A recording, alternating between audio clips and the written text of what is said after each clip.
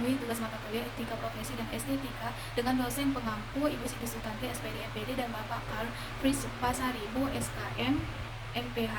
Di sini saya akan menjelaskan 10 materi yang telah dijelaskan sebelumnya oleh teman-teman saya selama 8 pertemuan. Saya akan mulai menjelaskan materi yang pertama, yaitu etika deskriptif dan etika normatif. Etika menurut para ahli adalah aturan perilaku adat kebiasaan manusia dalam pergaulan antar sesamanya dan menegaskan mana yang benar dan mana yang buruk. Kedua macam etika yang harus kita pahami bersama dalam menentukan baik atau buruknya perilaku manusia. Yang pertama ada etika deskriptif, yaitu studi tentang perilaku manusia secara objektif. Etika ini berusaha memahami apa yang dianggap baik dan buruk oleh manusia dalam berbagai situasi. Contohnya mentaati peraturan di kampus, menghormati dosen, kakak tingkat, dan teman sesama, kemudian mengerjakan tugas yang diberikan oleh dosen dengan jujur. Etika yang kedua yaitu etika normatif adalah etika yang memberikan standar atau norma tentang bagaimana manusia seharusnya bertindak. Contohnya berbicara dan bertindak sesuai dengan kenyataan. Kemudian materi yang kedua ialah etika yang dibagi menjadi dua, yaitu etika umum dan etika khusus. Etika umum adalah dasar bagi perilaku etis manusia yang mencakup bagaimana kita mengambil keputusan yang baik, teori-teori tentang apa yang benar dan salah, serta prinsip moral yang kita gunakan sebagai pedoman. Sederhananya, etika umum adalah landasan bagi kita untuk menilai tindakan kita baik atau buruk. Contohnya, menghormati orang lain, kemudian menghargai waktu. Misalnya, kita membuat janji akan mengerjakan tugas kelompok dengan teman kita pada jam 1, maka kita harus menghargai waktu itu dengan menepatinya. Etika yang kedua yaitu etika khusus adalah penerapan nilai-nilai moral dalam kehidupan sehari-hari yang mencakup dua aspek utama. Yang pertama yaitu etika individu yang berkaitan dengan bagaimana seseorang berperilaku terhadap dirinya sendiri, dan yang kedua yaitu etika sosial yang berkaitan dengan bagaimana seseorang berinteraksi dengan orang lain dalam masyarakat. Misalnya mengucapkan kata tolong, terima kasih, dan minta maaf dengan orang yang berinteraksi dengan kita. Selanjutnya materi yang ketiga adalah etika berdasarkan lingkungannya.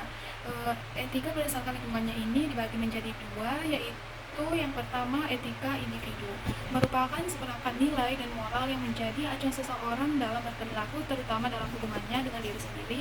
Dan yang kedua adalah etika umum, yaitu aturan tidak tertulis yang memandu hubungan kita dengan orang lain dan lingkungan sekitar.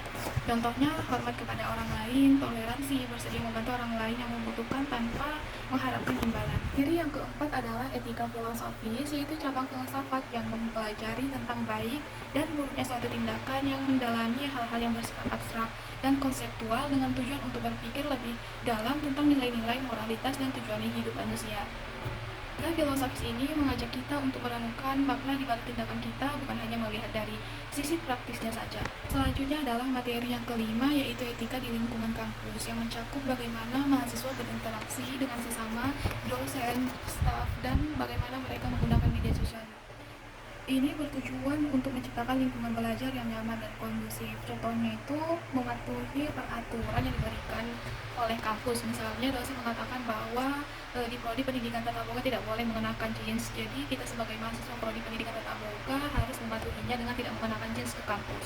Selanjutnya adalah materi yang keenam, yaitu etika di sekolah, yaitu aturan sopan santun yang harus diikuti oleh semua orang di sekolah dengan tujuan untuk menciptakan lingkungan belajar yang nyaman dan membentuk siswa menjadi orang yang baik. Karena kita mengetahui bahwa semua orang yang berada di sekolah harus memiliki etika, baik itu dari kepala sekolah, guru, ataupun staf serta siswa. Guru sebagai teladan bagi siswanya harus mencontohkan etika yang baik untuk menciptakan siswa yang beretika baik di sekolah juga. Selanjutnya materi yang ketujuh yaitu etika di rumah, adalah aturan nilai dan sikap yang diterapkan dalam interaksi antar anggota keluarga untuk membangun keluarga yang harmonis. Hal ini mencakup perilaku sopan, saling menghargai, dan tanggung jawab. Etika di rumah ini membantu kita untuk berinteraksi dengan baik dan membentuk kepribadian kita. Contoh sederhananya adalah menghormati pendapat sesama antar anggota keluarga, kemudian berkomunikasi yang baik dengan menghindari perkataan kasar, dan membersihkan kamar sendiri, mencuci piring, ataupun menyapu. Materi yang kedelapan adalah etika pergaulan di lingkungan. Etika ini adalah aturan dasar dalam berinteraksi dengan orang lain yang mencakup bagaimana kita berbicara, bersikap sopan, dan menyelesaikan masalah dengan baik guna membantu kita hidup masyarakat dengan harmonis. Perbedaan budaya dan agama merupakan salah satu tantangan dalam menjaga etika pergaulan di masyarakat karena kedua hal ini dapat menyebabkan potensi ketegangan dalam pergaulan sosial jika tidak dilaksanakan dengan baik. Etika yang kesembilan adalah etika pergaulan di lingkungan kerja. Etika ini mencakup sikap dan perilaku yang baik dan sopan dalam berinteraksi dengan rekan kerja. Ini bertujuan untuk menciptakan lingkungan kerja yang positif, produktif, dan harmonis. Untuk bergaul dengan baik di lingkungan kerja, haruslah memiliki kepercayaan diri, bisa dalam menggunakan fasilitas, aktif membersihkan lingkungan, dan menjalin hubungan baik dengan rekan kerja, serta memperhatikan volume suara saat berbicara dan ikut serta dalam berbagai kegiatan perusahaan. Dan materi yang ke-10 atau yang terakhir adalah etika dalam pergaulan dengan teman sebaya, yang melibatkan nilai utama. Yang pertama yaitu saling menghormati dengan menerima perbedaan antar teman tanpa menghakimi atau merendahkan. Yang kedua yaitu kejujuran, membangun kepercayaan dengan bersikap terbuka dan jujur. Dan yang ketiga adalah empati dengan memahami perasaan teman dan berusaha membantu mereka. Media sosial memiliki pengaruh besar terhadap pergaulan remaja. Di satu sisi, media sosial dapat mempererat hubungan, memperluas pertemanan, dan menjadi sarana mengekspresikan diri. Namun di sisi lain, media sosial justru menimbulkan masalah seperti tekanan untuk sempurna dan risiko perundungan online. Oleh karena itu, etika berperan penting dalam pergaulan media sosial. Hal yang paling penting ialah menjaga privasi orang lain dengan tidak menyebarkan informasi orang lain tanpa izin. Oke teman-teman, terima kasih sudah menonton video